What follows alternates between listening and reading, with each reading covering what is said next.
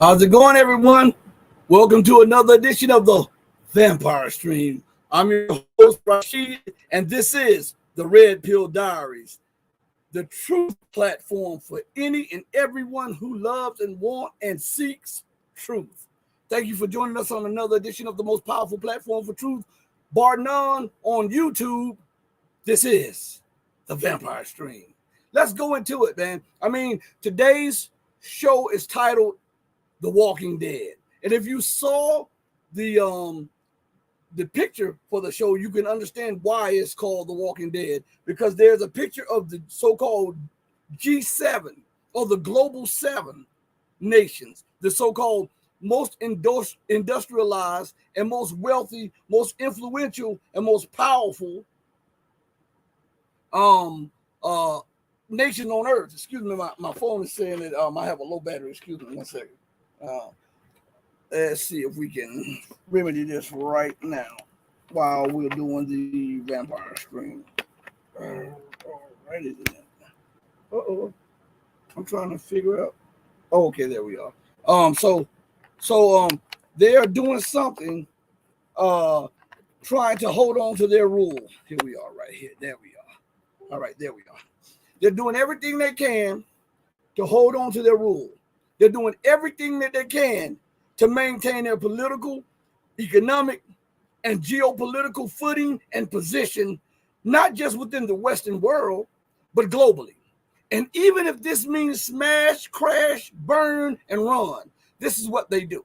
Now, there's so many things that's going on. I was looking at something earlier today. I went, oh yeah, it's on this one. It's on this. So I was reading something, and this is from Russian Foreign Minister Sergei Lavrov. And this is a condensed version of what was going on at the United Nations. And it was published on RT.com, RussiaToday.com. And the name of the article is Lavrov at UN. And then it says, Russian Foreign Minister outlines Western minorities' place in a multilateral world. Now, that says a lot right here, okay? Because we're going to go to the dictionary real quick. So bear with me. Give me a second. Let me go to the dictionary. And we'll find out exactly what he's talking about. According to the dictionary, the word minority, minority, the word minority means the smaller number or part, especially a number that is less than half the whole number, okay? The state or period of being under the age of full legal responsibility.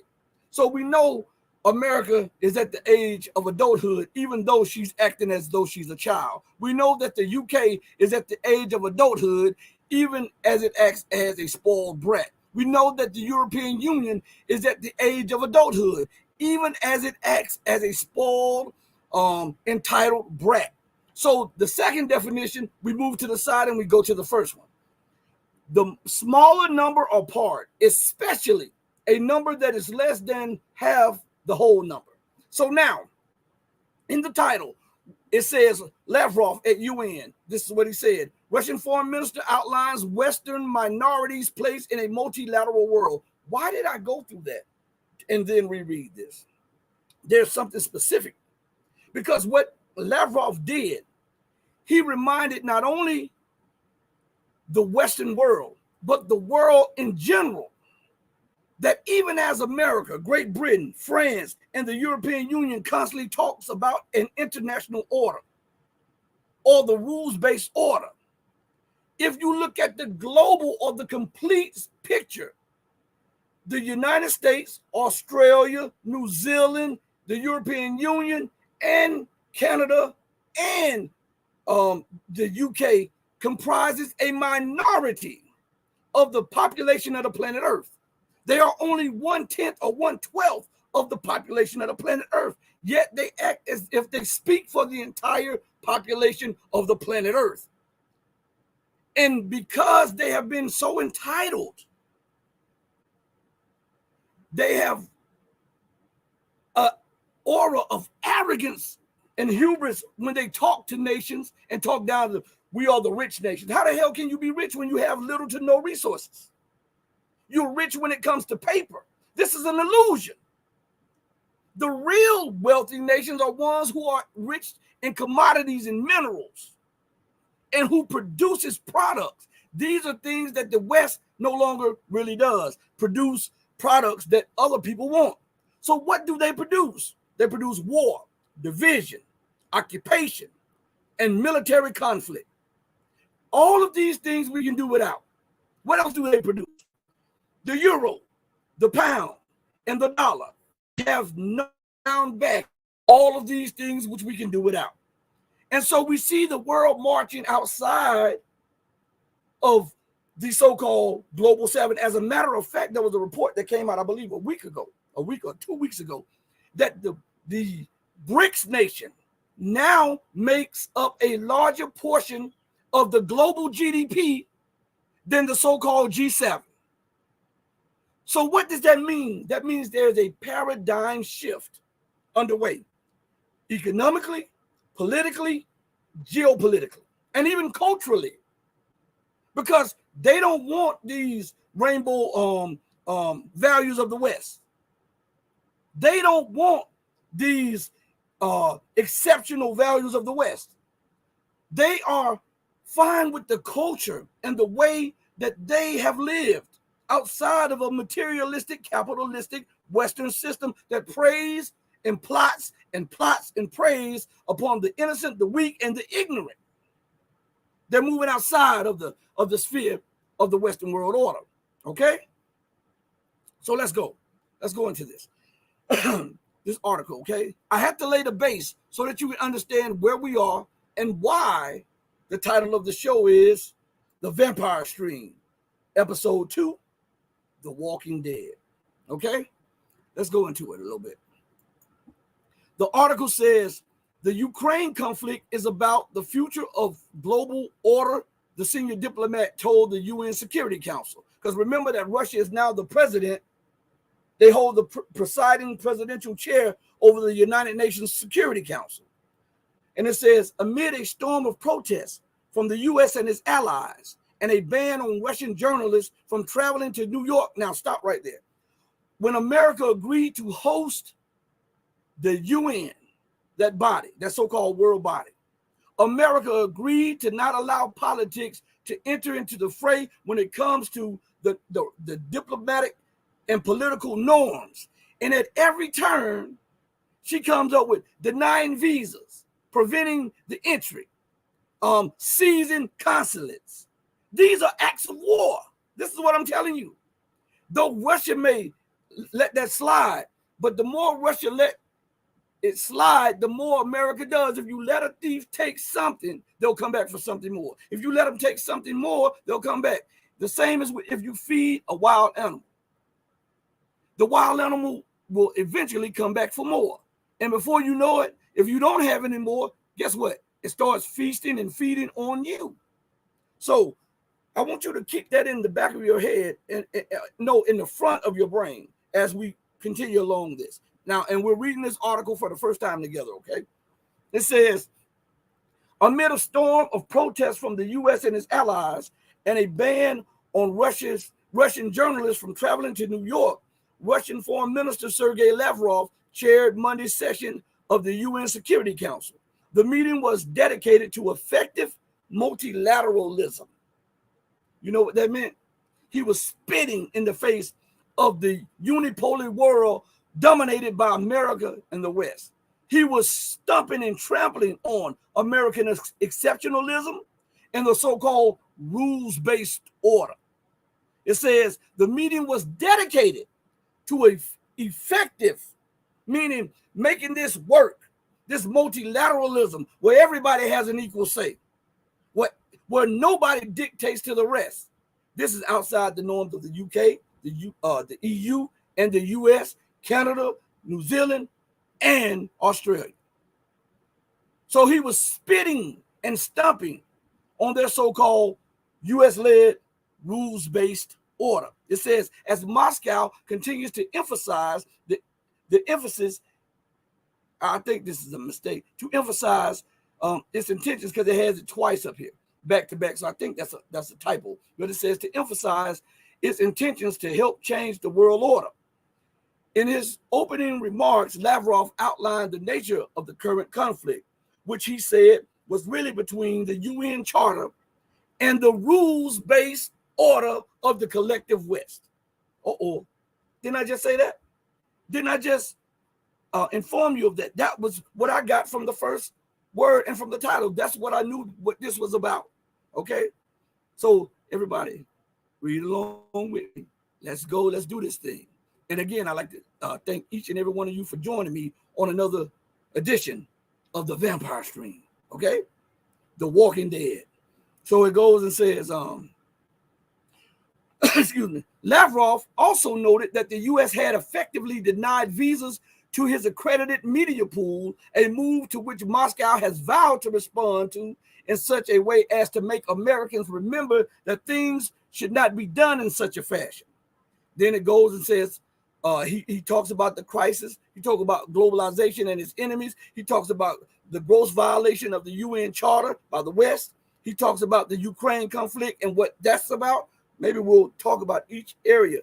It says, and how to save the UN. See, what this forum was about as his presidency, as the presidency of the Russian Federation over the so-called United Nations Security Council, was also a smack in the teeth of everything that America and the Western world propagates when it talks about a so-called rules-based order. What most people don't understand is the rules-based order is an order based off the rules predicated on what America and the Western world dictates. This is what the rules-based order is dedicated to. It is about a dictatorial order where you do as I say, not as I do. And if you do as I do, then you have infringed upon the sovereignty of other nations. You have flaunted international law and the rights of human beings. But if I do it, oh, that was a mistake. Oh, you can't truly believe that I really targeted civilians. You can't truly believe that we really bombed hospitals. You can't truly believe that the world is in such a condition because of me, even though I'm waging unlimited war. You can't truly believe that. Because if you do, you're insane. But the insane are the sane, and in this world, the sane are the insane. You understand? Bizarre world politics. So, again, this article was a preamble to the American the collapse of the American empire. It was a preamble to that. And it was to show, listen to this. I'm trying to flip to this and my phone automatically goes to the show. Listen to this. Trying to turn I keep getting calls while I'm on there. And people know that I'm on air and yet they still call. But it's crazy. But anyway, I want you to understand that was the preamble to a new order. That was the preamble or the beginning stages of the unfurling and falling Western-led rules-based order. This is what this was about. To show you, let me go something. Let me see if I can pull up something real quick. I want you all to bear with me, okay? I want you all to bear with me. I want to pull up something to show you what I'm talking about. Here, listen to this right here. This goes along with what Mr. Sergey Lavrov said. Here it is right here. Listen to this. The UN-centric system is currently going through a deep crisis. The root cause of this was the desire of individual members of this organization to replace international law and the UN Charter with a sort of rules-based order. But no one has actually seen these rules. They have not been the subject of transparent international negotiations. The result is the fragmentation of global trade, the collapse of market mechanisms, the paralysis of the WTO, and the final undisguised transformation of the IMF into an instrument for achieving the goals of the US and its allies, including military objectives. Well, with Russia leading the Security Council for the month of April, we got to hear the long-anticipated remarks by Russian Foreign Minister Sergey Lavrov. When he was speaking, he touched on the fact that multinational institutions are being corrupted by the United States, and they're essentially not serving the international purpose of maintaining peace and prosperity for which they were intended. Now, he touched on U.S. efforts in the Pacific right now, which seem to be provoking confrontation with China. Here's what he had to say. There are mechanisms of intervention in maritime security issues which are being created under the auspices of the United States with an eye to ensuring the unilateral interests of the West in the waters of the South China Sea. It is no secret that the goal of the Indo-Pacific strategies is to contain China and isolate Russia. This is how our Western colleagues interpret effective multilateralism in the Asia-Pacific region. Now, elsewhere in his remarks, he focused on how Russia sees essentially the economic benefits that come from globalization not playing out because of efforts by the United States to maintain dominance. And the United States' efforts to isolate Russia have resulted in disrupting food supply chains, the energy markets. However, if countries could trade with each other on the basis of win-win cooperation, things could certainly improve. Here's what he said further in his remarks. Genuine multilateralism at the present stage requires the adaptation of the UN to objective trends of formation of a multipolar architecture of international relations. It is necessary to accelerate the reform of the Security Council by increasing the representation of Asian, African, and Latin American countries in it. The current excessive over-representation of the West in this main UN body undermines the very principle of multilateralism. It's important to note that the Russian foreign minister was unable to be accompanied by the journalists who generally travel with him. Their visas were not made available by U.S. officials. And he touched on this when he arrived in New York City, as well as in his remarks before the council. He touched on how this effort is essentially suppressing the ability of the world to hear the message that Russia, a permanent member of the UN Security Council, had to say before this 15-member body that leads the United Nations. However, he emphasized in his remarks that Russia seeks a world of multipolarity, where countries can trade with each other on a win-win cooperation basis, and militaristic confrontations are not promoted and escalated. This goes back to what I was just reading. This is the preamble to a multipolar world outside of US, UK, and EU domination. This is what this is. I want you to understand this. So I want you all to pay attention to this, because this clip goes hand in hand with what I was just saying about Russia. And then after this, we'll come back to this, to a certain point I want to make, okay? The Middle East has always been one of the global hotspots, mired in conflict, and as BRICS we felt that it is important that we add our voice and focus on the Middle East, North Africa region to see how we can bring about peace and rapprochement between the conflicting parties. A BRICS member is currently engaged in a conflict. What would you say to some who would say rich of BRICS to be talking about other conflicts and not to be addressing its own member? Well, this is more than just about a BRICS member being involved in the conflict. This is not a conflict between Russia and Ukraine. A proxy war is being fought here. And we all know that this is a proxy war between the USA and Russia, between NATO and Russia. BRICS is arguably the best placed international organization with the prerequisite counterweight to Western influence in the Middle East as well as North Africa, particularly when it comes to issues of conflict and instability in those regions.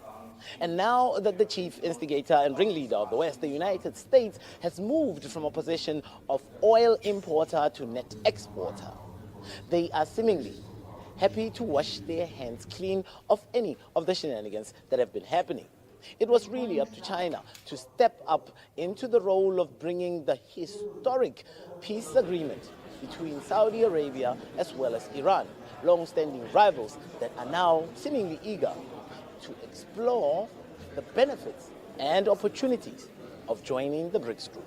As was tasked by the leaders last year, we should start discussing expansion. We are busy working out the modalities of expansion. Some 13 or so countries are interested in joining BRICS, Saudi Arabia being one of them. We are busy with that process, and we will provide our foreign ministers a status report when they meet in June. We're busy with working out criteria, rules of procedure, standards governing expansion, so that we can seriously look at the question of expansion, to which all BRICS leaders are agreed on. South Africa and China are seemingly reserved about taking in new members into the BRICS club, even though for different reasons. But it seems hard to ignore the over 20 countries that had made the initial request, even after whittling down that list to 13. But the upcoming Leaders Summit in August in Johannesburg here in South Africa has already made international headlines following the Hague issue of an international arrest warrant for Russian President Vladimir Putin. It remains to be seen how South Africa will handle this potential international incident, because it is a signatory to Rome's International Criminal Court. Karabal Tata for RT in Cape Town.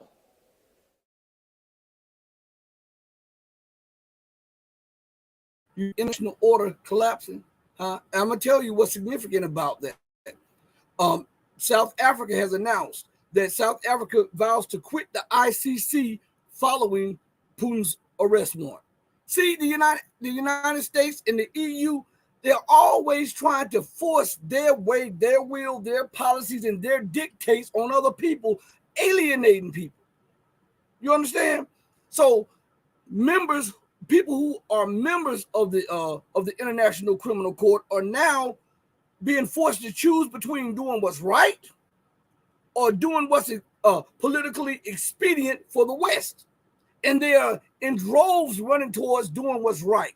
South Africa is now openly stating that because of this pressure by the US, the UK, and the EU, that they are now preparing to pull South Africa out of the BRICS. I mean, out of the ICC, the International Criminal Court. I'm telling you, the West continues to make the situation worse. And another thing about the video, do you notice how all of these nations are rushing to join the BRICS? They want a BRICS plus, in which I believe that will be the setup for the nations to join. I think they will continue to have the BRICS, but I think it would also be a BRICS plus. Excuse me, because of the demand. There's such a demand to leave the Western-led rules-based order to something more just and more fair, where even the smaller nations have a voice similar to or equal to those who have more economic and political and military might. They cannot even fathom being heard, listened to, or taken seriously in the U.S.-dominated, Western-led, rules-based order. Look at how they flaunt their own laws. Whenever they feel the need to, and you make them mad, they'll sanction you. They'll destabilize you. They'll overthrow your government. They'll assassinate you. They'll demonize you. And they're always, in the Western media, the West is always right. America's arrogant policies are always right. Russia is aggressive, though Russia is fighting an existential threat in a former Soviet republic. America is over there pumping weapons and causing disagreement and division, and America is justified. The UK is over there pumping weapons, causing disagreement and divisions, and the UK is right. The EU is supplying weapons, money, and training, and causing divisions, but the EU is right. It is Russia that is unjust. It is Russia that is aggressive. It is though Russia haven't expanded its borders to NATO, but NATO has expanded their borders to Russia's border. But Russia is the aggressive one. Again, in the mind of Bizarro, in the Bizarro world, this is right. But in reality, in the real world, no sane person can logically say that Russia is aggressive when we have all the information available to us and we look at it and we see that, okay, America says Syria was aggressive, but Syria is not in America, but America's in Syria. America says Afghanistan was aggressive, but Afghanistan is not in America. America's in Afghanistan. Iraq didn't attack America, but America continues to occupy it. And so on and so forth. And America is never the aggressive one. It is the people who are fighting her aggressiveness that becomes the terrorists and the aggressors. You make that make sense. How can a world order continue to maintain itself built on stuff like that? If I come in your house, slap your children down, rape your wife, make you watch, kick you in the face, and relegate you to a room, and believe, I want to say this for the YouTube censors. I'm not advocating any of this. I'm just saying this is something that should be thought about, because we have to call out injustice. We have to call out when it's not fair. We have to call out wrong when it's wrong, and we have to propagate and push right and equality. We have to do that. If you want justice, you got to be just to everybody. If you want fairness, you have to be fair. You cannot be impartial because that may be your friend. You cannot be impartial because that may financially benefit you. You got to call an ace and a spade a spade, and a snowflake a snowflake. So when is America going to be aggressive? When she uses nuclear weapons? She's already done that. When do we get to the point of calling the aggressor the aggressor? I'm asking you these things because this is a subject matter that must be talked about. We tiptoe around these major points because we don't like to address the obvious. But we have to. We have to address the obvious. So, again, and I'm in your house, and I relegate you not to the master bedroom, but to your children, your little baby's room. And I relegate the rest of your families to your oldest son room. And I take the master bedroom and the rest of the house, and I won't allow you to come out. And I call you aggressive if you go and you find a weapon to hurt me. How is that in any sane or rational person's mind right? How is that just? How is that the basis for equality and freedom? When we talk about freedom, we can't talk about freedom just in America's border, because freedom is based on truth. Freedom is based on justice. And if you are not just and you're not propagating the truth, you can never be the recipient or the espouser of freedom. That's just a slogan they say, America's freedom. We've got to get past slogans and get to the meat and bones of the situation. When will an aggressor be called an aggressor? We've got to, I'm telling you, it kind of gets underneath my skin a little bit, you know. Like check this out. So Joseph Borrell, remember I was telling you about this the other day, a few days ago. I talked about this a little bit, but I saw a little video clip about this. So I downloaded the video clip to revisit what I told you a few days ago, and how Joseph Borrell, the foreign ministry director of the EU, and we got to keep this in mind, this is a sidebar, which is a project of America, all right? Joseph Borrell says that China is no threat to us, and we view China as a partner, but we view China as an enemy too, as a competitor. And if China wants, we don't fear China's rise, but if China wants X, Y, and Z, then China must do this, and this, as if he's talking to children. He is talking to the Chinese as if they are children and he are their parent. He is their parent.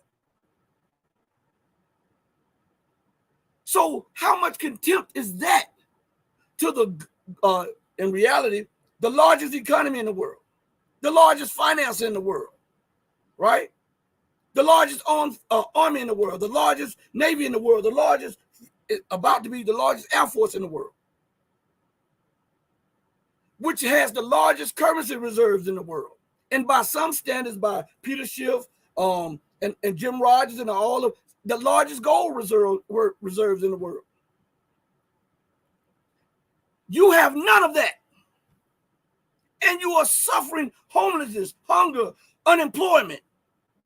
And you are talking to a person who's looking out for you and saying, listen, we will invest in you. We'll even include you in this Belt and Road Initiative, and it's a win-win situation. And you're talking down to them as if they stole something from you. Make that make sense. As a matter of fact, let us hear what they have to say on this. This is what I'm telling you. The incompetence and hubris of Western leaders is astonishing, because you have to see that they're off their rockers. They have to be crazy. Someone has to be crazy to talk like this to people who are benefiting them. If I paid your bills and you talk to me like that, I'll cut you off. If you need an investment from me and I'm investing in you and I see you steal my allies' assets and then threaten to sanction me, I'll cut you off.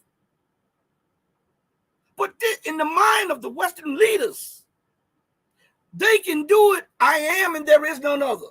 Do as I say, not as I do. I am that city that sitteth upon the hill. And I have a divine destiny to tell everybody and rule everybody. And if you don't like it, then we can go to war. Even though I don't have the military abilities to defeat you, I'd rather kill everybody than let you rule. This is the policies that they are putting out there. This is an insane lunatic policy, as I said before. America puts it better than any people on the planet that I've ever heard. They said their doctrine is mad. They are not lying. Mad. Mutually assured destruction. You have to be mad and insane to propagate or espouse a doctrine that if I can't rule, I'm killing everybody. They didn't. I want you to, before we go into this clip, I want you to see just how of berserkers these leaders are. And it didn't start with Biden. It didn't start with Trump. It didn't start with Obama. This has been a succession of these people who established this doctrine. They didn't think having one nuclear bomb was enough. They didn't think having 30 was enough. I want you to think of this, because nobody sits down and ponder over this, okay? We have to look at reality for what it is, okay? Not the Walt Disney World that they put on you. They didn't even believe having 100 nuclear weapons was enough. They said that they have enough weapons to destroy all life on Earth 30 times over. If that is not sick in the head, you tell me what. So where are you going to live at? If you destroy the planet Earth, where are you going to live at? Even if you were the victim and kill all life and you still survive, after your food and water runs out, where are you going to live at? Because you can't go to Mars. You weren't born on Mars. You can't go to Venus. You weren't born on Venus. The way the planets were created, you can't transfer your life from one planet to the other, because the essence of you is from this planet. So in your lunatic mind, I will prepare to kill a life not one time over, not 3 times over, not 10 times over, but 30 times over if I can't rule. Tell me a more insane type of leader in leadership that you've ever heard of. And here's the crazy thing about this. They are sitting on thousands of nuclear weapons. The UK has roughly 250 to 300 acknowledged nuclear weapons. France has between 250 to 350 acknowledged nuclear weapons. right? Right? America has thousands of nuclear weapons, and they got their panties in a twist that Iran may one day decide to get one. That Iran must disarm. Why do they want Iran to stay disarmed from a nuclear weapon? And why do they want North Korea to disarm? Because they can't fully implement their plans of global hegemony without fear of retaliation. And they must have them disarmed to push forth their policies of nuclear blackmail or military blackmail. And if they have, that's why they haven't invaded North Korea. With all that bluster and blunder that they put out before the news, they still have yet to go in. Why? Because North Korea has nukes. And guess what? They know that North Korea will use them. Israel can have weapons. Iran can't have one. Israel can have nukes. Syria can't have one chemical weapon. Right? France, the United States, and the UK can have as many as they want. But any other nation must be under the Nuclear Non-Proliferation Treaty, where they must be monitored. Do you not see the exception of? If you don't believe that, if you don't believe that that is their thing, look what they did when they disarmed Assad. They didn't go into Syria when they thought Syria possessed weapons that could beat them back. Only when it was verifiable that Assad had fully complied with its UN mandate did they start bombing and then set up bases there. They didn't go into Libya all those years because Libya, they suspected that Libya had a nuclear component.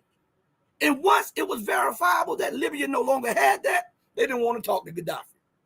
They went in and did what they wanted to do from jump. Iraq, we can go through this thing over and over and over. The mind of these people. I can have a bazooka, but you can't have a slingshot. I can have a gun to launch missiles 8,000 miles away, but you have violated the missile ban treaty where you're shooting missiles 2,000 kilometers. It's not even 2,000 miles, it's 1,500 miles or something. And you shoot missiles 10,000 miles away. I believe that we need rational thinking. These people are insane, and it's not just with Joe Biden, it's the system. The system continues to gobble up different politicians because you don't see any change in the policies. If it was the politicians, then if it was just one politician here or there, then guess what? When that politician leaves, the policy would change, wouldn't it? Even when we look back at Trump, people say, well, Trump never started a war. He committed an act of war by killing the second most popular person in Iran. He didn't pull out of, and they said, well, he wanted to pull out of Syria. Well, if he's the president, give the order. You say the buck stops here. So if he really wanted to, he could do it, right? Right? The same with Biden, the same with Obama, the same with all of their predecessors. These people are insane. And it's time for somebody to call them out because they're pushing the world towards war.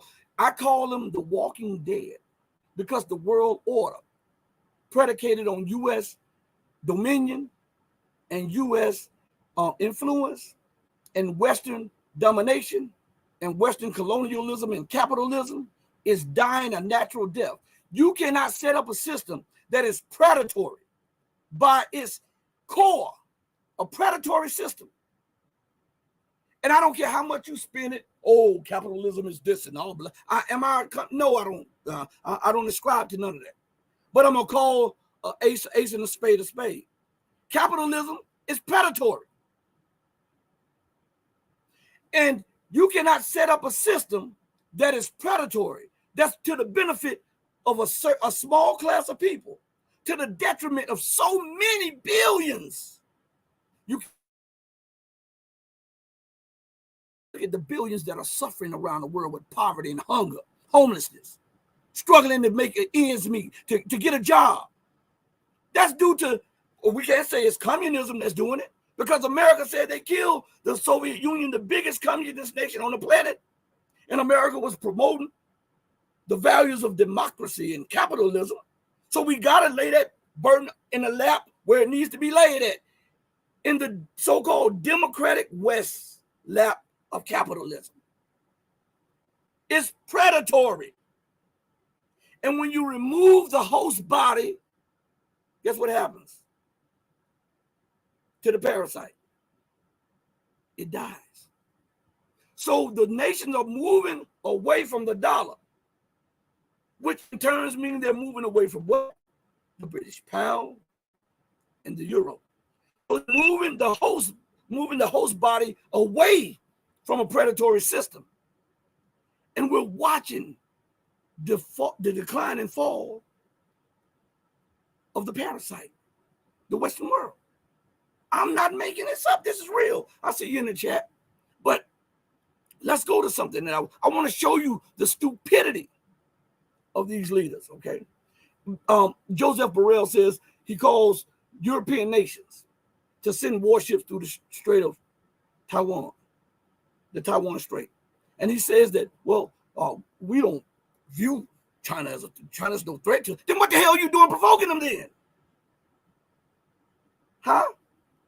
If you don't see them as a threat, if they have not done anything to provoke you or to threaten you, then why are you on their doorstep or promoting people that are under your authority to move warships, not peace ships? I want you to understand something. Not peace ships. I don't care how much they say they want peace and stability. When they tell you that, what do? They send gunships and warships to the doors of the people that they claim they want peace and stability from. That's a threat. That doesn't bring peace. It never brings peace. What does it bring? War and conflict. We have a pattern. We have a history of that. So listen, I want you to pay close attention to this, and we're going to come back and talk about the stupidity of their policies and how they continue to prove that they are zombies. And we're living in a time of the Walking Dead, the so-called rules-based order. Okay? Check this out right here. In our view, there is only one China, but not under any conditions, and certainly not through the use of force. In reality, Europe must be very present on this issue, which concerns us economically, commercially, and technologically. This is why I call on European navies to patrol the Taiwan Strait to signify Europe's commitment to freedom of navigation in this absolutely crucial area. So EU chief diplomat Joseph Borrell wrote in his op-ed in France's Journal du Dimanche over the weekend that on one hand, he wants European countries to send their warships into China's backyard. But on the other, he says that, quote, China doesn't directly threaten our security. He also reiterated Europe's one China position, which is aligned with China. So then why does he want European warships on the other side of the globe in the Taiwan Strait off China's coast if there's no actual threat to Europe from China? Well, he says that it would be to, quote, signify Europe's attachment to the freedom of navigation in this crucial zone. So basically, he wants European countries to use their military hardware and personnel for virtue signaling. That's quite the precedent. Imagine if all countries sent soldiers and heavy weaponry around the world as a symbol of their, quote, attachment, to use Borrell's term. How about just sending some chocolates or maybe some long-stemmed red roses like normal people would do? It would be a lot cheaper and wouldn't risk inadvertently provoking yet another armed conflict somewhere in the world. Remember that the one in Ukraine popped off after Western countries had loaded up its border with Russia with weapons, and then they were absolutely stunned when Russia actually acted on it. Borrell doesn't seem to recognize that they risk repeating that here with China. Also, Borrell went on in his op-ed to blame China for Europe's lack of economic competitiveness, saying that Beijing subsidizes its companies, like we're supposed to believe that Europe doesn't suddenly. He calls China's values the opposite of Europe's. Guess it depends on what European values he's talking about today. Does he mean the blanket media censorship without due process of outlets like RT? Or does he mean dictating Europeans hot shower time in order to stick it to Russian President Vladimir Putin? Borrell also tells China that, quote, it isn't in your interest to support Russia, saying that doing so only, quote, increases the polarization of the international system that you otherwise claim to want to fight. That's ironic because French President Emmanuel Macron literally just argued that Europe, by blindly following Washington's unipolar agenda for its Western allies on matters like Taiwan, does itself exactly the same kind of disservice to the detriment of its own strategic autonomy. Is it in our interest to accelerate a crisis on Taiwan? No. The worst thing would be to think that we Europeans must become followers on this topic and take our cue from the US agenda and the Chinese overreaction. So Borrell's remarks have now clearly set up a clash between European leaders like Macron, who are saying that European countries shouldn't just jump on the Taiwan bandwagon because America says so, particularly when it's against their own economic interests. And on the other hand, bureaucrats like Borrell here, who seem to be placing the need to virtue signal European unity at all costs above everything else. But Macron does have this longstanding fantasy of building a collective European defense, and any European Navy patrols would depend heavily on France. So it remains to be seen if Macron was ultimately tempted, seduced by Borrell's offer to use the China-Taiwan issue as a showcase for those European defense fantasies, which could end up being a big display window that risks getting a huge rock tossed right through it. Absolutely insane, right? Absolutely insane. But this, in their world, what they're doing and what they're saying is rational. But from everybody that's looking at it, these people are crazy as hell. But a insane person or a lunatic most times don't recognize that they're insane or lunatics. It takes, as they say in the urban area, it takes a coming to Jesus moment for that, right? For them to realize that they have been doing insane things and carrying out insane policies and actions, right? But for real, I mean, I want you to understand something. While this video was going on, I put in, let me see the keyword. I put in China, EU trade partner. And Google, just put that in there. And Google comes back and it lists the EU's top trade partners. And it is not America. America is not the EU's top trade partner. China is. America is not the EU's largest investor. China is. Okay, now let us use some common sense for a minute. China is the EU's largest trade partner. China is the EU's largest investor, right? Russia was the EU's largest provider of natural gas and oil. But for the sake of America, the EU cut off Russia and is now spitting in the face of its financer and investor and trade partner and trying to provoke it by threatening to send warships, which they have very few of that can deal with China. For everybody that's watching, tell me, in what world is that sane? Tell me that. In what world is that sanity? That is an irrational government and leadership carrying out irrational policies that have become a detriment to the people of who they represent and has become a hindrance to the progression of their societies. But in their mind, it's rational. So if you can see that these are irrational policies, but they think that they're rational because they continue to put them out like that, then this should show you beyond a shadow of a doubt that these people are detached from reality. They're megalomaniacs. They're sociopaths, right? It is what it is. Now, again, check this out. So, as I was in that video before I uploaded it and did the show on the spur of the moment, because I was practicing my martial arts and I was exhausted, but I said, you know what? Let me jump on here. So much news going on. Just let me jump on here. So, I was looking at some other stuff around the world, And I'm saying to myself, okay, are these people that stupid? You cut off the cheap natural gas and the oil from Russia. So now you're paying 2 and 3 times what you would have been paying, right? And the natural gas is what powered Germany and made Germany become a what? An industrial powerhouse, which made it the second largest Western economy outside of it, with the United States being the number one. Germany was the economic engine to Europe, all right? And is the economic engine to Europe. Okay. So you cut the gas off. Then you sanction the oil, right? Then you hold talks with Iran to try to get oil and gas from Iran, since Iran has an abundance of oil and gas. So you're trying to turn Iran and Russia against each other, even though they have entered into a very strong strategic partnership along with China, okay?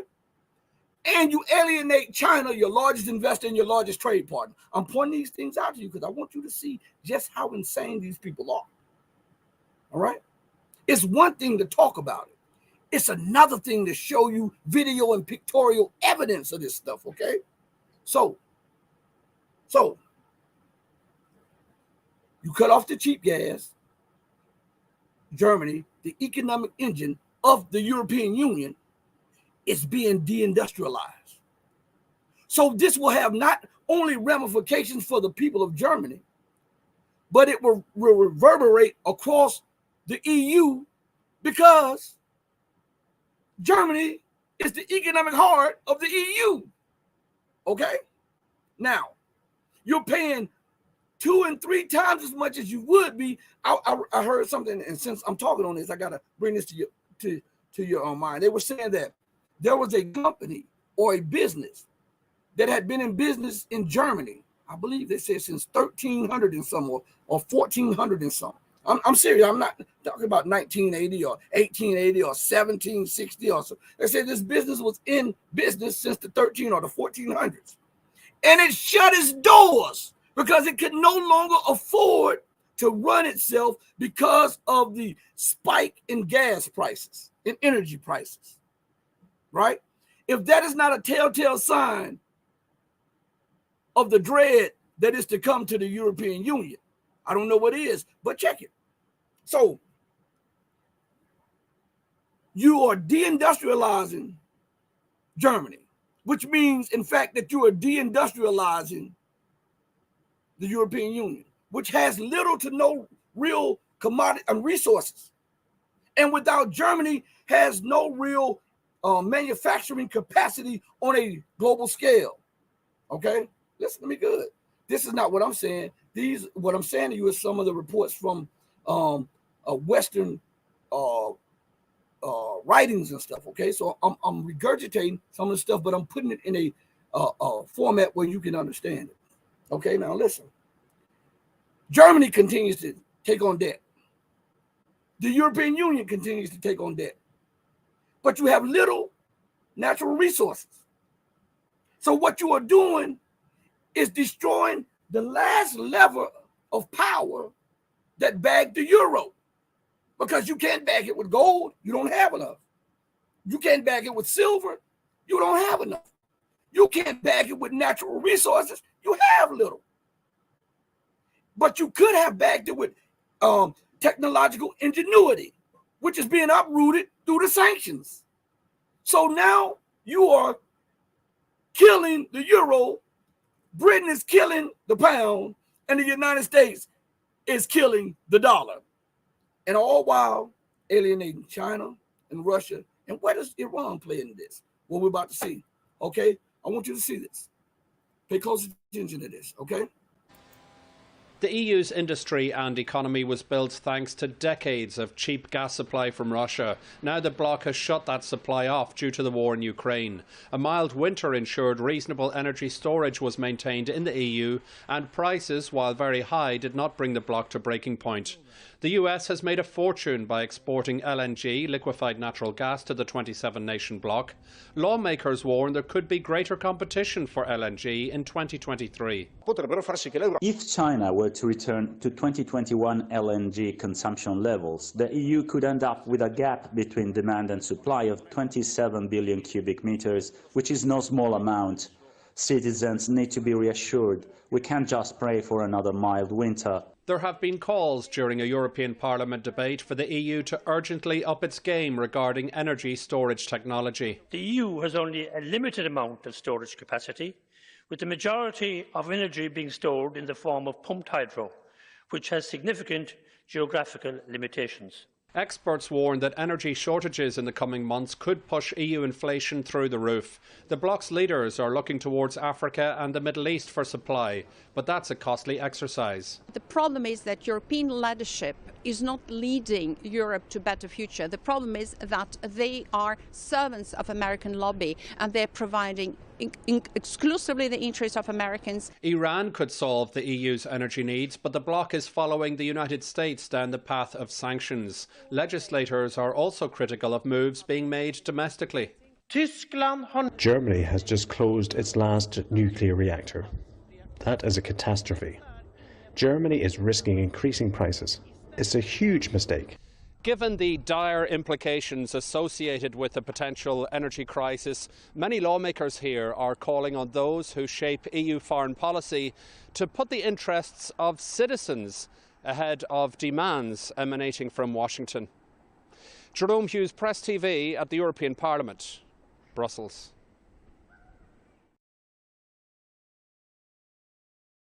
See, there's an energy problem, and we see that there's a credit crunch, and we see that there's a finance problem, right? A debt problem.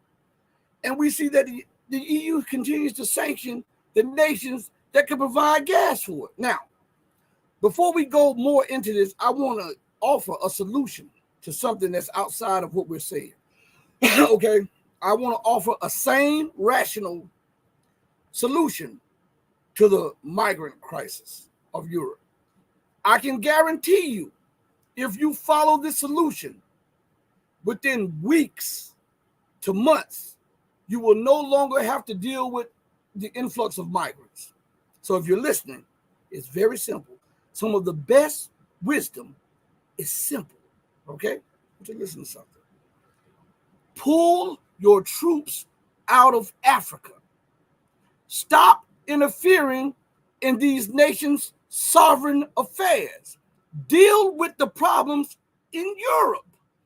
If you focus on your home and get your home clean, you don't have to worry about everybody else. If you build up the necessary wherewithal to defend your home, okay? But you're crying about an influx of migrants after destroying governments and the institutions that uphold governments and entire nations. Look what you did in Libya. Muammar Gaddafi warned Europe. I have the actual video for this. I'm not going to play it because it's a long. Muammar, before of this thing in Libya, Gaddafi warned Europe. He said, and I'm paraphrasing, he said, you vilify me, but I'm the one that's stopping the influx of migrants to Europe. If you get rid of me, then you're going to have to deal with a wave of migrants to Europe. What are we dealing with right now? And what happened? They got rid of him, right? And what is going on?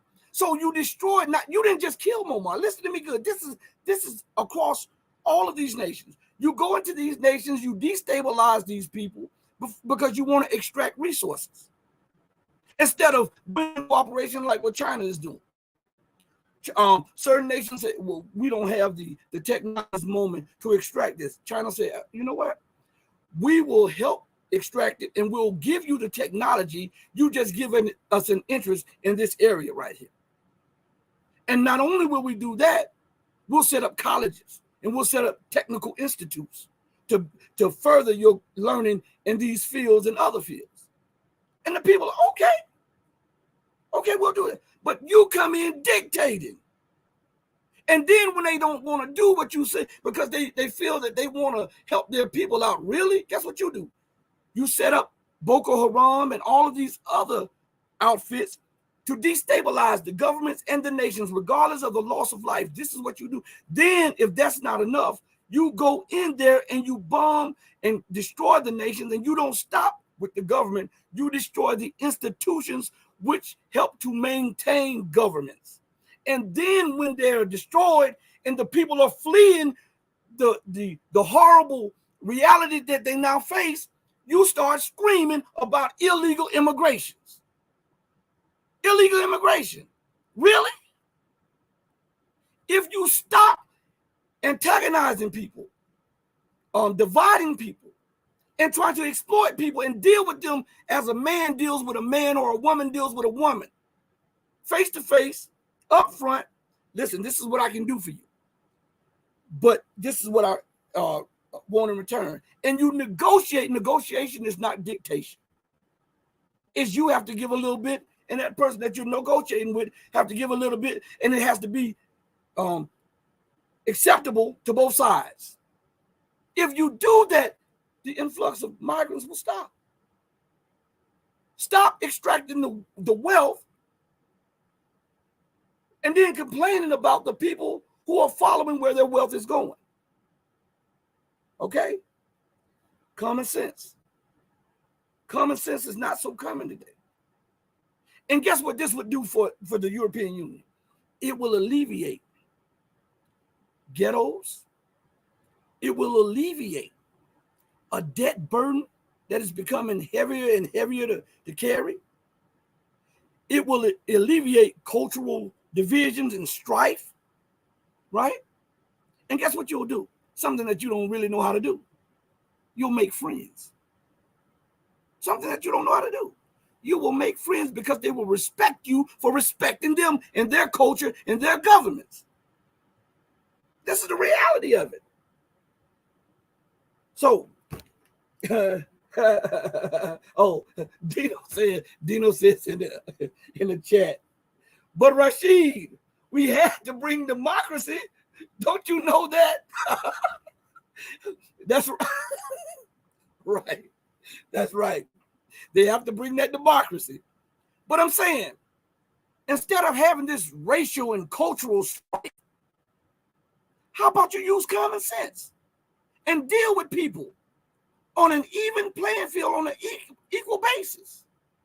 I can guarantee you, if you implement those policies, there will be no rush to cross the border to go into Europe. Because the people, I put it like this, okay, to prove my point here, before we go further into this about Iran. Were the Libyans rushing to go to Europe prior to the murder of Muammar Gaddafi and the destruction of the Libyan government? Were they dying to go there? No, they were not. Was there a migrant influx into Europe still? Yes. Why? Look at the nations where the migrants came from. And look at NATO's hand and the U.S. hand behind closed doors and what was done to those governments. It proves my point, regardless of which way you look at it. It proves my point. You got to stop trying to dictate to everybody. This is not a one-size-fits-all. You can't impose your culture and what you believe and your governance on people, especially when you're only 200, 300 years old. And these are ancient cultures and people. You can't do that. But it's done because you don't respect people. And without respect, you can never build true friendship. So you've got to learn to respect people. Bite your tongue, hold your mouth, and accept sometimes taking a smaller share of something. This is just common sense. Okay? But let's see. Oh, yes. Alexandria. Yes, I brought that up on one of the shows. As a matter of fact, I have the book on my shelves in the den area. The Confessions of an Economic Hitman. I think that is one of the best books. I think that book should be required reading. Not just in America, but around the globe. I think that book should be required reading for everybody. Confessions of an Economic Hitman, and how he goes into how he was an economic hitman and what the Western world did to these other nations, like in Latin America and in Africa and in Asia, and how they tried to bribe them, and they tried to they set up the World Bank and the IMF to fleece those nations, even at the cost of the lives of the people of those nations. They wanted the resources, and they wanted to dominate these people. And the US, the UK, the EU, before then Europe, would send in these people to different countries, try to bribe them. If that wasn't enough, they try to threaten them. If that wasn't enough, they try to assassinate them, or an accident would happen, like what happened to Bashar al-Assad's brother when he was killed in a car accident, or when these planes somehow fall out the air. Huh? I think all of you should read that book, Confessions of an Economic Hitman. I think that is required reading for everybody, especially in these times. And we're seeing all of the melee and chaos going on every continent. I think that is required reading. Yeah, they want it all. This is the problem. They want it all. It is never enough. As I brought up on another show, and I promise you we're going to get to this other thing, but I like to engage with my chat. I love that, because we all learn from each other. We all benefit from conversing with each other. And we don't always have to agree, so long as we're agreeable. Right? That's the problem with the West. If they don't agree, they demonize you and attack you, and then wage war on you. That is not the sign of a stable adult. Right? But again, I bring this up, as you said, they want it all. Check this out. And they do want it all. They do want it all. Now, and this greed and arrogance is at the top, but it permeates and it drops down to the minds of the masses. Because think about this. Your whole life, if you're struggling, you want $1 million.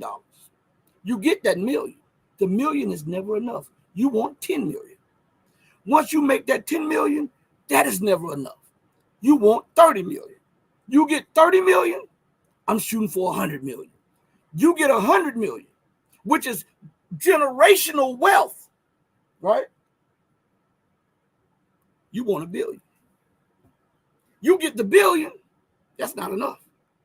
I want 5 billion. You get 5 billion, oh, now I'm worth $50 billion.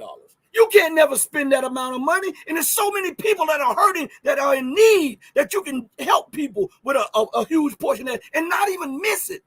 But the aura of, I have to have this, and this says what I'm worth. I'm not worth $50 million.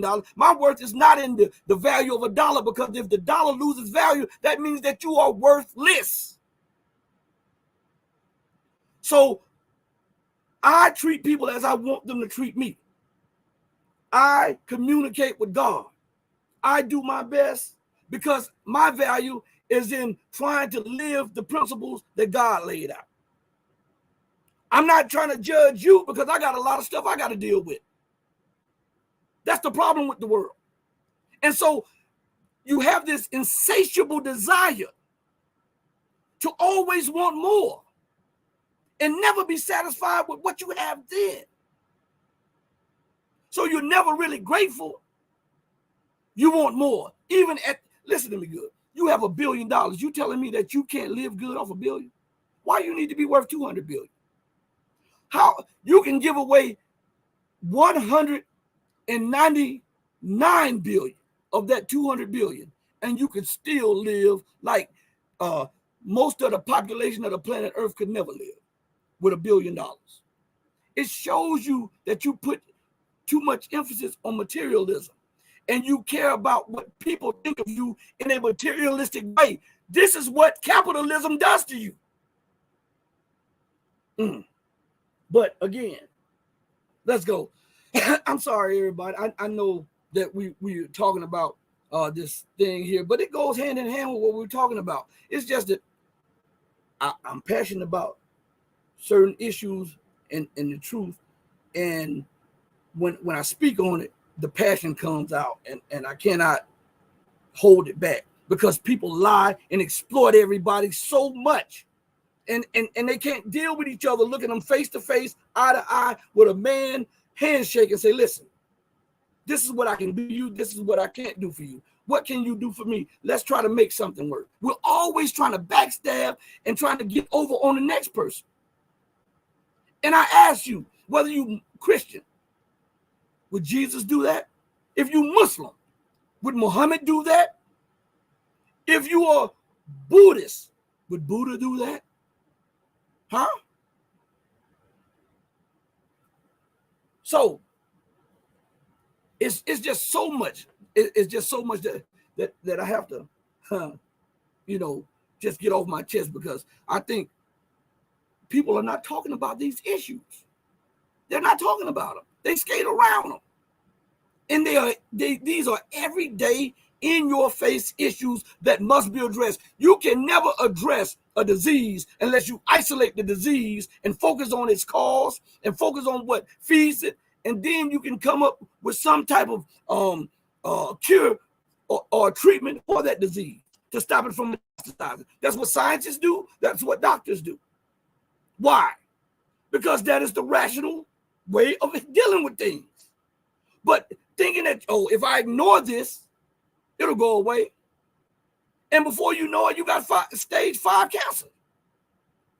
Because you ignored all of the signs and you refuse to focus on the problem and isolate it and try to kill the problem before it metastasizes. That's in economics, that's in politics, that's in geopolitics. And guess what? That's in everyday dealings with each other as people. That's what we do.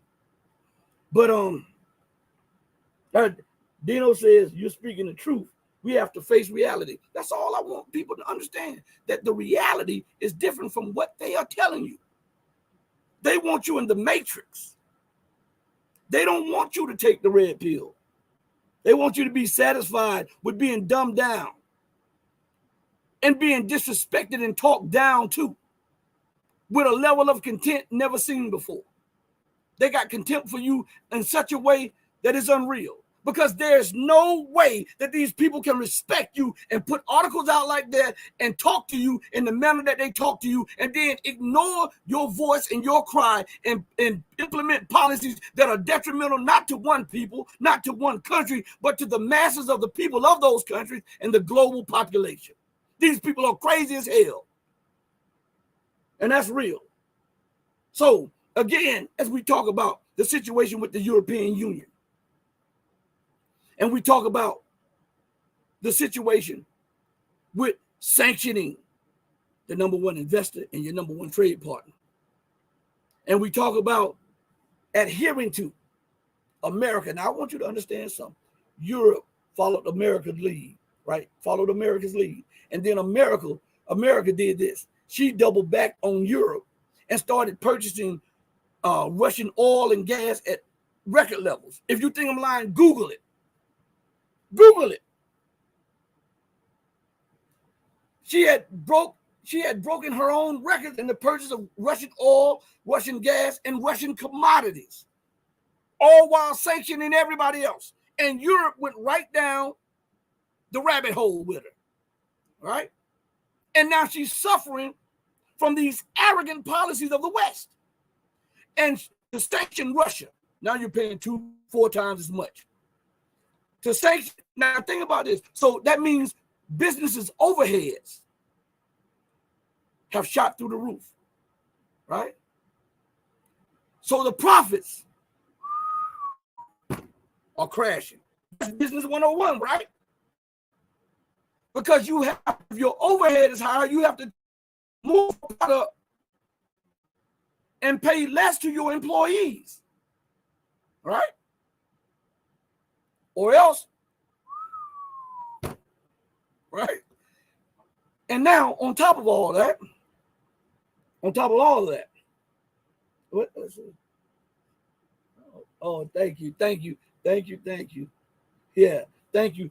Not just Lavrov. I found three foreign ministers that are the creme de la creme of the global political scene. 3 of them that are, I think, are 3 of the best, and maybe 4, but I haven't seen as much of him. I saw him go and weave and bob and do certain things, but I know for a fact 3. The South African female foreign minister, because she put it on Blinken, and she put it on Biden, and she put it on Janet Yellen. I'm telling you, she did, face to face. She didn't mix words, and she said she would stand by Russia, and I really appreciate that. You have Wang Yi, who was the former foreign minister of the Chinese diplomatic group, but is now over the entire foreign ministry department. And you have Sergei Lavrov. I think these 3 are, bar none, the best international diplomats out there, period. Okay? Now, as we get back to this, yeah, I do see that. Yeah, that's what I was mentioning. That's what I was mentioning about how they line up to shake the global South, are shaking hands. They're dealing with each other in a respectful manner, unlike in the West. That's what I was talking about. You're right and exact. But so you alienate Russia, paying 2, 3, 4 times as much for the gas, for the oil, and you're sanctioning commodities which you need, sunflower oil, and all of these other commodities that you need, right? So it's costing you more to produce less and to pay less, and your products are remain the quality of your products become more inferior. That means the profit level is lower, right? All while the government continues to spend into oblivion. You alienate China, your largest investor and trade partner, and then you sanction the very nation that you are trying to get on your side to try to offset some of the gas and oil prices. You sanction Iran. Man, I'm telling you, tell me if that's not lunatic. Matter of fact, let's look at it. I want you to, man, I'm telling you, this is absolutely crazy. This time, the IRGC, the Islamic Revolution Guards Corps, is also targeted by the sanctions. Well, on Monday, the EU announced fresh bans on 8 Iranian individuals and 1 Iranian entity. That 1 Iranian entity is an Iranian mobile service provider called Oriental Communications Company, which is allegedly involved in some surveillance operations against the Iranian public. Iranian lawmakers are also targeted. The UK was quick to follow suit and also imposed its own sanctions against the Islamic Republic, and it targeted the IRGC, quote, in its entirety. This time, Iran was quick to respond by announcing its own reciprocal measures against the EU and the UK. The Iranian Foreign Ministry on the same day announced new sanctions on 17 individuals and 4 entities based in the UK and the EU. The Islamic Republic of Iran, meanwhile, condemns the act of the EU and the UK regime for supporting, facilitating, and denying from countering the destructive acts of aforementioned individuals and entities, and that is violation of international obligations regarding combating terrorism, announces that the acts of those on imposing and exacerbating cruel sanctions is obvious violation of fundamental principles of international law set forth in the United Nations Charter. Over the past months, the UK and the EU have imposed several so-called sanctions packages against the Islamic Republic and against the IRGC over alleged gross rights violations by the Iranian officials. Iran, in return, has called on the EU to avoid taking a dual approach on the issue of human rights while keeping mum over France's harsh crackdown on hundreds of thousands of protesters over Macron's pension reform plan. So now the Islamic Republic is advising the EU to mind its own business and avoid interfering in other countries' issues. Yes. So now you sanction and cause the ramification that you weren't looking for. You sanction Iran after begging for oil and gas. And then Iran is forced to sanction you back. Tell me what kind of sane policy that is. And I think for you, Dino, I think you were asking what is this? I think her name is Nalita Pandora or something, or Pandira, for the South African foreign minister, Naledi. Let me Google it real quick. Okay, it is. It's Naledi Pandora. I'm sorry, but yeah, I was close to it. And I think she's a brilliant foreign minister, and I think she's an underrated foreign minister because did she put those Western heads? She not only did that to the U.S., she did it to the French delegation that arrived there, and she did it to the EU delegation that arrived there. She put them in the place and told them, the days for you talking down to us is over. We are a sovereign nation, and Africa is made up of sovereign states that should be respected. And I said, oh, man, I can get, because, she said, you give us respect, we give you respect. But you can't come to us dictating our policies. We're a sovereign nation. And I was like, oh, yeah.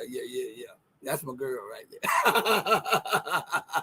there. When you stand up and you talk and you don't mix words and you looking them in their eyes and you're telling them, because what happened was Blinken tried to get a little jiggy with her on the camera. And so did, what is her name? I just had her name. Yellen. And so did some the other people that came to visit her, and she stood toe to toe with them and gave them everything that they wanted and then some. And I said, oh yeah, she's in the class with Lavrov, because Lavrov is so smooth with it, and Wang Yi was so smooth with it, So great statesman and a great stateswoman, true indeed. But think about the insanity of the policies of the Western leadership. So now I cut off 2 avenues of gas and oil and commodities, because Iran is rich in different commodities and rich in and all of these other mineral resources and stuff. And you do that after Algeria tells you, hey, we're not going to be able to fulfill that. We already supply you oil and gas, but we can't do that because we're trying to join the BRICS too. So you alienate.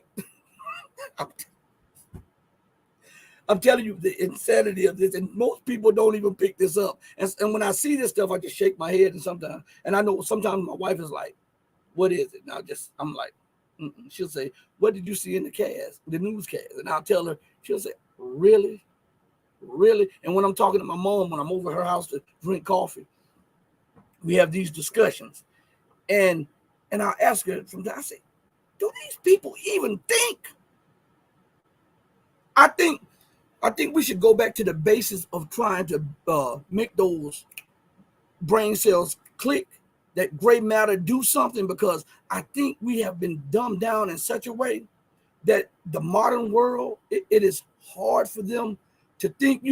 It's with any muscle in your body, or if you don't exercise that muscle, after a while it becomes lazy, and then it takes more of an effort to exercise it later on down the road, right? It's the same thing. I think we have become so lazy and so dumbed down because they put everything at your fingertips. Remember, I know when I was growing up, you went to the library, right? And you had to go to the call catalog and look things up. But everything is at the tip of your finger now. So it makes people lazy. When I was growing up, you had to have a cooked meal. And if the meal got cold, you reheated it in the oven, right? You have the microwave. I call these people the microwave generation because they want everything right now, fast, and in your face. No effort, no sacrifice, none of that put behind it. And when you have something like that, people really don't respect the value of what they have because they never had to work for it. They never had to go through it. And in politics, America has enjoyed for the last 50, 60 years, unrivaled economic, military, and political power. And by extension, the UK has too. And by extension, the EU has too. So they're not in a position to recognize and respect the position that they had. So they are still inebriated on the power, the influence, and the wealth that they used to have. As an entire new system is being brought into existence, as they look at it, They hold contempt for it because it is out of their scope of rulership. And they are still stuck in what they used to have. And this is causing a new paradigm in the old world to bump heads. Because you have something new coming up and you have something old that is not willing to give way. And we know that in science, two objects cannot occupy the same space at the same time. We know that, right? So we have a new world coming in and an old world. And guess what happens? Some way or another, one has to give. You understand? That's what we're watching. In real time, we're watching the fall and collapse of a world. And those who have enjoyed and profited off the misery of so many, of the death of so many. And it's this small class, they refuse to allow something outside their scope, so they have prepared for war. And we can see it. You can't tell me I'm making this up. We see it and we hear it. We hear it, we see it, we smell it, and now it's all in the air so we can taste the tension between nations. You know what? I'm not making this stuff up. I'm telling you the truth. So let's go a little bit. I want you to see the ramifications of the EU's policies. And remember that the EU is by extension a product of the United States, and the euro is by extension a product of the dollar, and the Brits are one and the same, or the UK is one and the same with the United States. So if I say the United States, I'm talking about the UK also. That's why both of them are together in every global escapade. Okay? Even when some of their EU brethren don't want to go along. These two are in every war and stoking tensions everywhere to maintain the Western way. America's the muscle, and she thinks she's the mind. And the Brits or the UK are really the orchestrator, I should say, okay? But I want you to pay attention to this right here, okay? Which computer am I going to use? Okay, this one, I'll use this. Let's go here.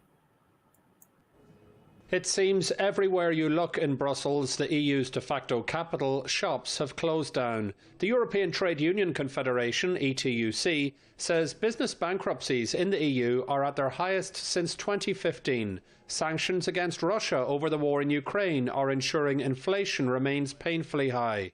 Citizens say prices continue to rise. Everything, food at the supermarket, clothes, traveling, airplane tickets. If the war ends tomorrow, we will have some years to adapt and to go back to the prices of before war. It's very hard for young people to even stay in the EU anymore. It's a lot more enticing to, move to Australia or, Canada or somewhere else. The ETUC warns the European Central Bank risks throwing the Eurozone into a deep recession through its policy of continuing to increase interest rates in an effort to control inflation.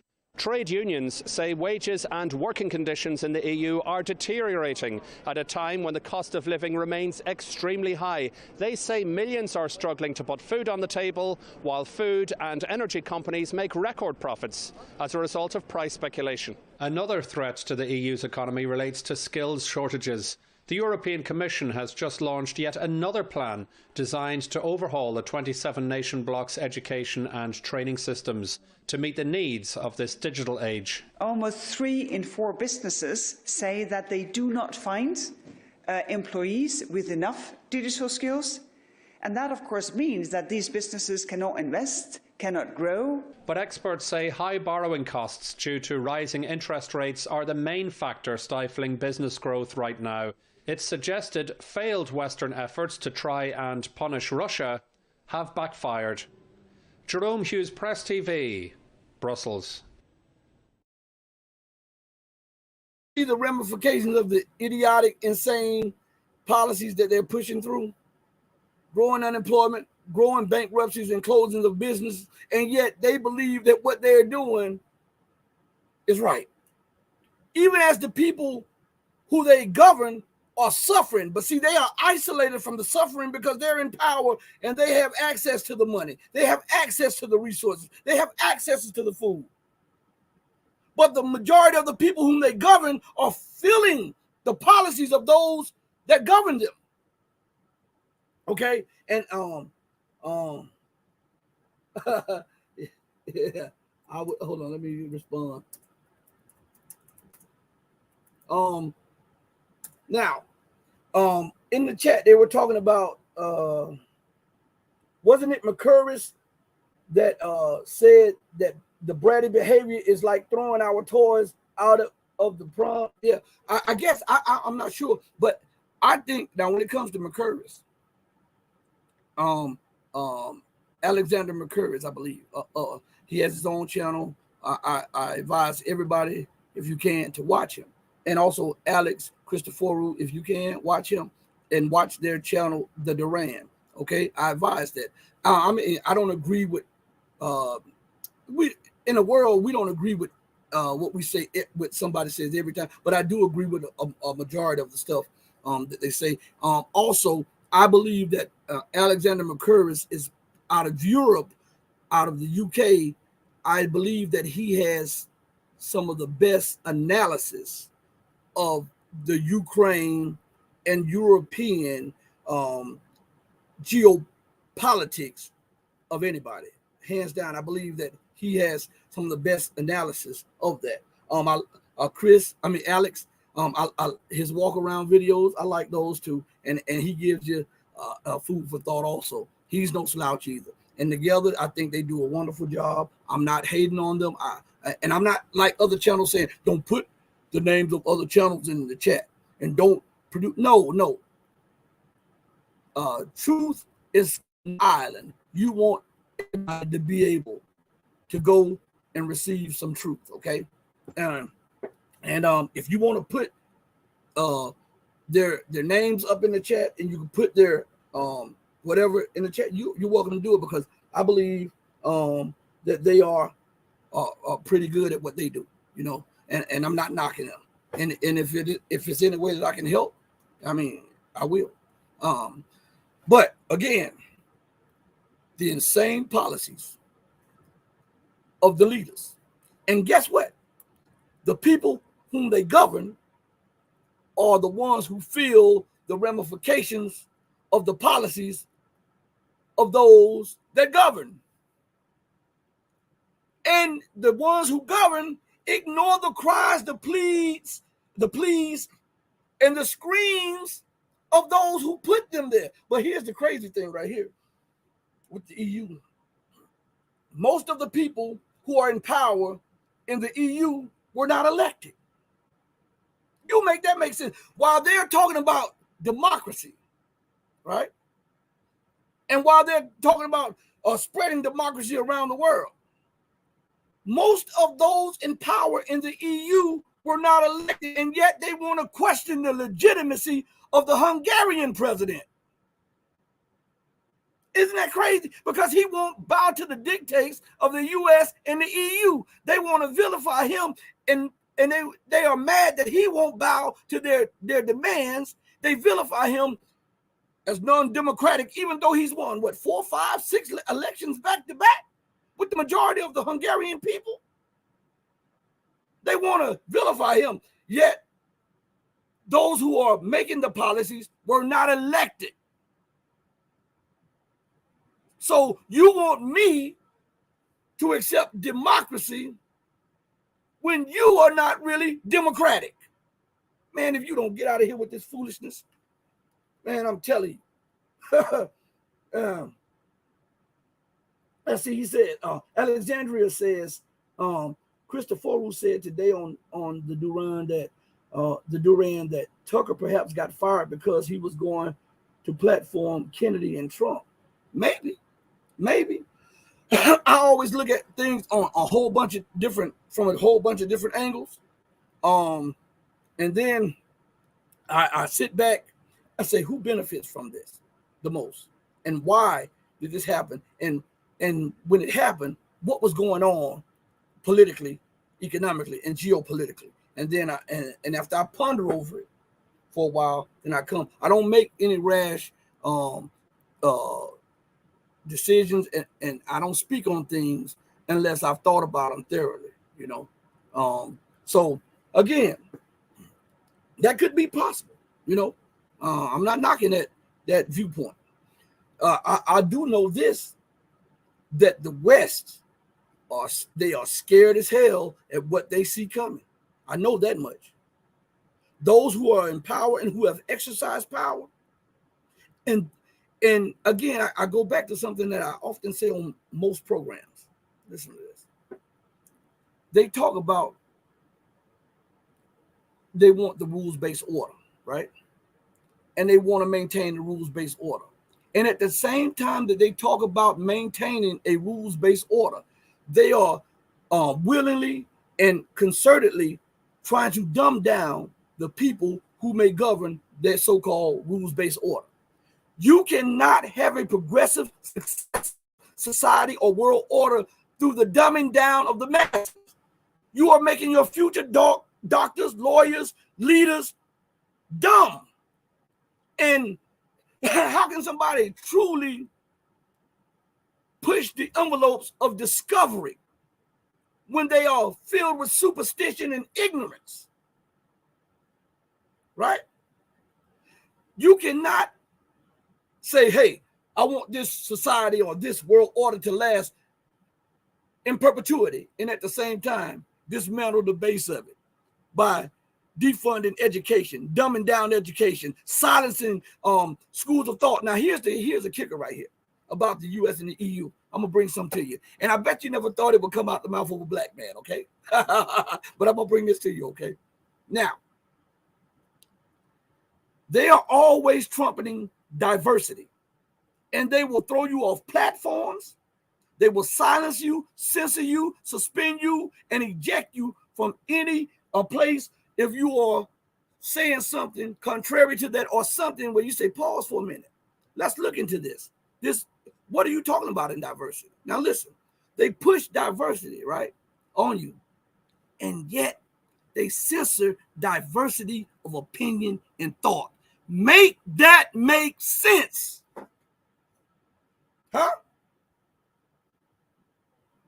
If I'm saying something contrary to what the government says, and I'm saying something contrary to what the platforms are saying, you censor me, deplatform me, demonetize me, shut my mouth, because you don't want a diverse and varying opinion from what the mainstream says. How can you, on one hand, want to push diversity and yet silence diverse opinions, thoughts, and conversations?